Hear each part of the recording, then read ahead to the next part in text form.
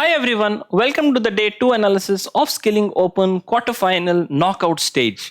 Yesterday there were a lot of quality games played, but I was particularly impressed by Nepo's aggression against Aronian.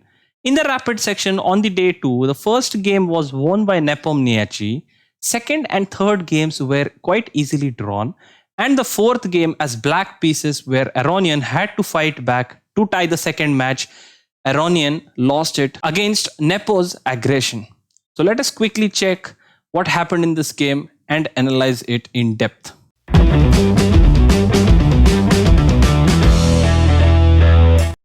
Aronian started with the English opening in this game 4. He played c4, to which Nepo responded with c5, symmetrical English, knight c3, knight f6, g3. This is a typical setup in the English opening where white tries to fianchetto to his bishop on this long diagonal. Black immediately went for a central break d5.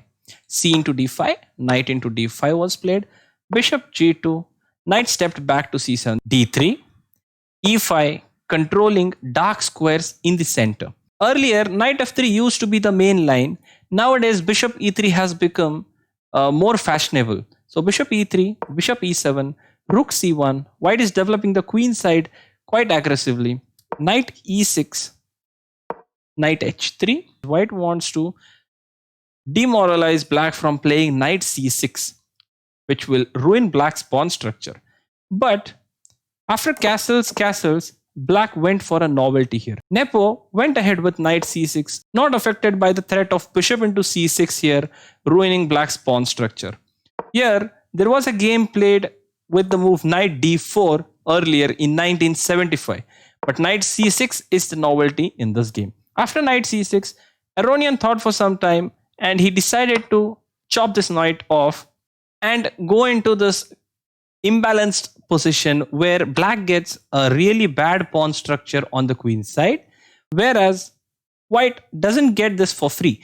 White has to compromise with his light squares on the king side. So white went for f3. Obviously, once you have lost your light squared bishop, you should control the light squares using your pawns. That is why white is trying to play f3, covering this diagonal, also controlling a few central squares. Okay, rook b8, getting the rook to the open file, attacking the b2 pawn. White plays b3. If you see, white's strategy is quite clear. He's going to place maximum of his pawns on the light squares. Black played f5. Now, if you look at this position, black has counterplay on the king side. Black needs to create something on the king side. If the game goes into the end game, white will be clearly better because of this pawn structure. So what black wants is he wants to finish this game in the middle game itself. He doesn't want to see the end game. After f5, white went for knight f2. Now, black started with a very aggressive plan and kind of unorthodox. Black played h5. Black wants to take this h4 pawn break to create erosions. At the same time, he also has ideas of controlling the g4 square and supporting this g5, g4 pawn break, which is actually more ideal as compared to the h4 pawn break because white has no light squared bishop. If you open up the light squares, it is going to be terrible for white's king side. So king h1 was played, g5, knight a4, attacking c5. Black played one prophylactic move, defensive move, defending c5. Okay, white went back to d2. There comes g4, attack on the light squares. White went for e4. He's trying to fight again for the light squares in the center. He's trying to keep this big diagonal closed. Instead of e4, white could have played f into g4 here. After h into g4, then e4. This was slightly a better version as compared to what Aronian did in the game. So e4 was played in the game. This weakens the d4 square obviously. So black goes knight d4. White goes f4. Knight to f3. Look at this extremely active outpost on the king side for white. Bishop e3 was played. White doesn't want to give up this bishop as well. There comes another pawn break on the king side. Now, if you see on the queen side, yes, white can win this pawn on c5. But the dynamic advantage in this position is much better than what white has in the form of this c5 and c6 weakness. So white went for king g2, trying to cover his squares on the king's side. Queen e8, transferring more pieces towards the king side. Bishop into c5 was played. This is a real bad move.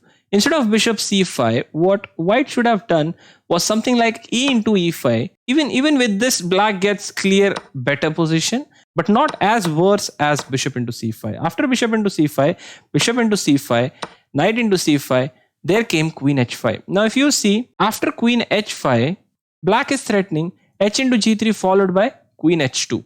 So white played rook h1, defending the h2 point and also fighting for the h file. E into f4 was played. Now the whole idea here revolves around opening up the king side as early as possible. Before white regroups on the queen side and creates something here, black wants to create very quickly something on the king side. After g into f4 was played, h3 check. King steps back to f1. Obviously, king g3 is a bad move because queen h4 is a checkmate. So he goes to king f1, f into e4, opening more lines in front of this king. And looking at this position, it's absolutely scary. And on top of that, it's a rapid game, not even a classical game. White cannot calculate too many variations and find a way out of this deadly position. Knight c into e4 was played, rook into e4. If you look at these pieces around the king, another rook is going to join the attack, the bishop might join the attack, and white's pieces are not creating anything. Okay, I agree that black's king is also weak at the same time, but white's pieces are not in any position to create anything against this king. Okay, rook into c6 was played, bishop b7, another tempo gaining move. Now remember one thing guys, when we have a short-term advantage, we should always try to find such moves which would force your opponent to react on your moves. If you allow your opponent to regroup, your advantage might slowly vanish away and be reduced for sure. So after bishop b7, white played rook f6. Obviously black cannot take this because knight into f6 is a fork. So what should black do here? Black enters with another piece to the king side, rook b2 f5. Now he has to step back, knight g3, attacks the queen. Can you pause here and find what Nepo did in the game? Found an absolutely brilliant idea, which is not that difficult to find for such a strong player. He played knight d2 check. White in the game played king e1, but if white had taken the knight, black had rook into f2, queen into f2, rook into f2, rook into f2, and simple queen e5. Now, material-wise, white is fine. White has two rooks against this queen and a pawn, but this king is going to tell the story and these light squares. So instead of queen into d2, white preferred playing king e1, but then after queen e8, you saw there is no way out because if king into d2, then there is rook into f2 first with a check, the king goes back.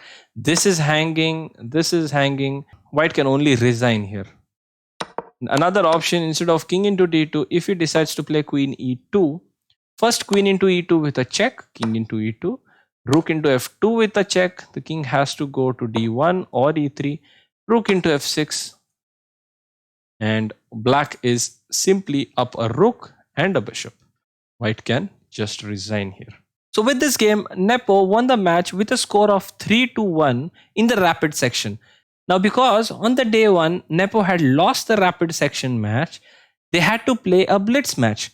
In the blitz section as well, Nepo completely outplayed Aronian and won both these games, and he passed to the semi-final. In the semi-final, it is going to be Nepomniachtchi versus Magnus Carlsen today. So stay tuned for more updates.